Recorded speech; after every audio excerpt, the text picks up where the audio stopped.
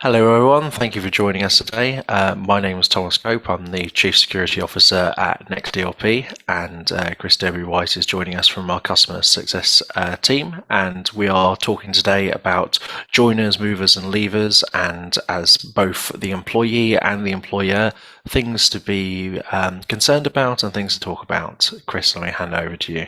Yes, and this comes in a background. Obviously, we've seen in the news there's been a lot of leavers, but this isn't necessarily just about that at all. It's about how do we ensure that we facilitate people being able to evidence their work in a meaningful way and be able to have evidence to move on or to join or even to develop themselves within their own company.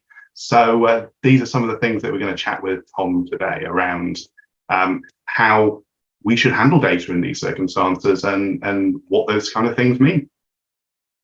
So I think to kick things off, what sort of data are we talking about here?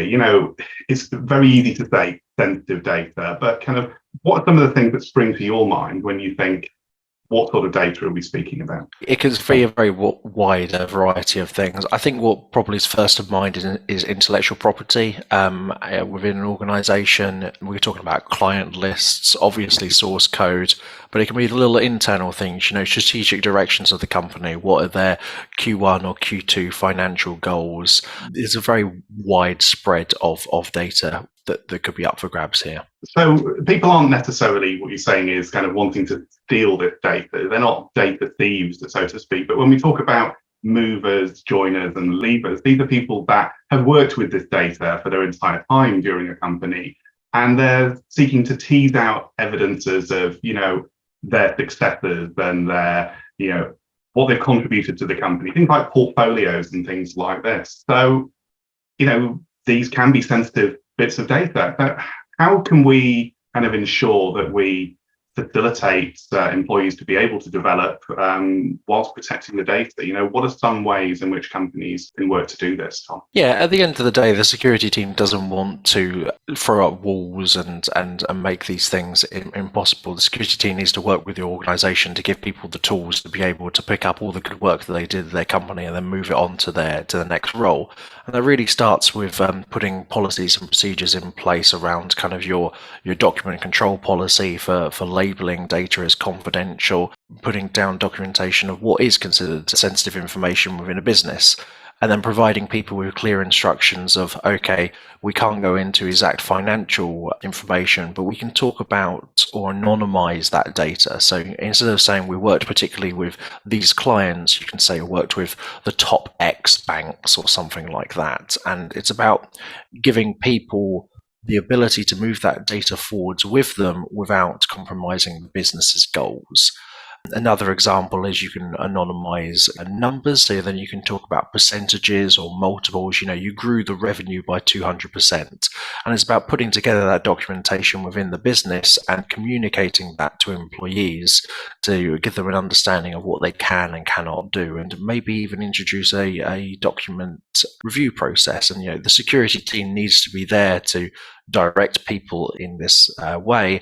Otherwise, if there's not a policy, then people are going to find their own way around it. So you're saying it's kind of encouraging people to move from kind of copying and pasting verbatim sensitive information from a company and learning how they can, anonymize data sets, understand how they can present that in a really meaningful way. And I think the first step in that is to help users understand what's actually sensitive. I don't know about you, but often when you handle sensitive data on a day-to-day basis, the significance of that data, because you always have access to it, can often become de-emphasized. So what are some ways that companies can ensure that, users are continually aware of the sensitivities of data that they handle? I think a document control policy is really the best way to approach this and make sure it's communicated within the business and have kind of a distinction between what you consider private or confidential and what you consider public, and making it mandatory that you label all your documents inside the business. If you're using a technology like Google Drive, for example, you can apply document labels explicitly on a document, and it adds like a little confidential flag up on the top of it. And then enforcing that throughout the business, it gets people in the habit of every time that they create a document, flagging it with its sensitivity.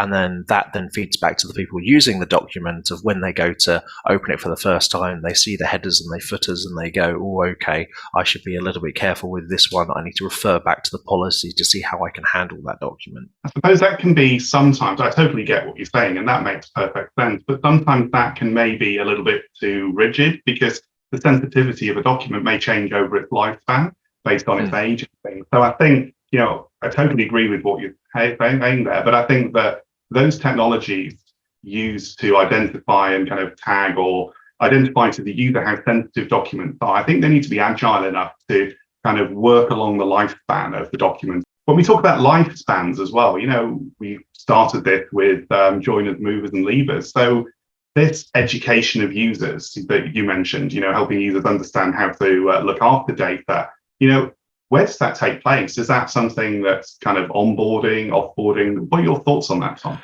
It's throughout the whole lifespan of the company. We focus these things a lot on when people join the company the first time. Here's the security training that you need to do, and we're going to refresh it yearly, and then it ticks around to the next year, and it's all I need to do my security training again. But within the business, you're already going to be circulating, phishing advice. You're going to be doing that on a fairly regular basis. You need to look at doing the same with kind of what is hot at the moment or what security training the company needs at the moment. If we're going through a process where there's a large turnover within the company or on the back of a recent security incident, it's worth re-reminding people of the policies in place to get it back into people's minds.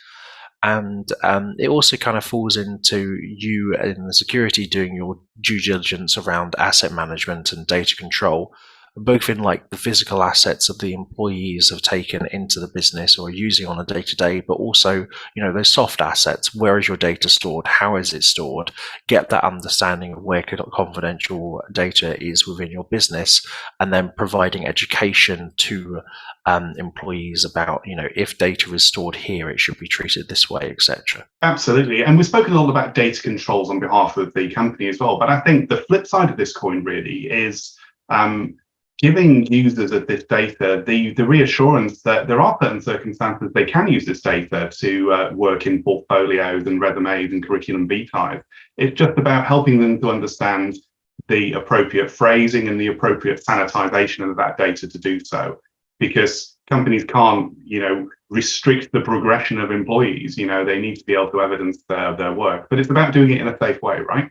Yeah, 100%. It's about working out exactly what risk you want your risk appetite is for the business, writing your policies and procedures around that, communicating to the business, and work together to allow people to do, at the end of the day, their job. And that's what's the real important thing. It needs to work with the business need and with the employees' need in order to be successful. Absolutely, Tom. And that's been really great. So kind of what we've said today really is that there are a lot of people that are, for whatever reason, joining companies, moving within a company for a promotion, and also leaving companies, whether that be through these large-scale things we see in the press or just through career progression. It's quite a buoyant employment situation at the moment. But for companies, it's first, from what you're saying, is identifying what is sensitive, what does that mean to them? And on the flip side, educating users as to the appropriate use of that data throughout their time with the company, whether that being joiners, movers, or leavers. It's helping users and companies to properly handle the data with which they're entrusted. So that's been really interesting, Tom. Do you have any final thoughts on that you want to share? Closing comments. I think pragmatically, I think is the way to go. It's very easy to say, oh, every single document needs to be approved, but you're never going to be able to get that process rolled out within your business. Really sit down and listen to your employees and how they work, look how they handle the data, look at what they need, and try and look at the risks of the organization and weigh these things up together. Think pragmatically, and I think that's the best approach. Absolutely. I think it's a lot like we don't want to put blocks in front of users. Much better to put safety guardrails around them to facilitate both the user's activity and the business. That's been really interesting chatting to you today, Tom. As Tom mentioned, I'm Chris Denbigh-White. I run the customer success team at Next DLP, and Tom Cope is our Chief Information Security Officer. Thank you, Tom. Thank you very much. Have a great day. You too.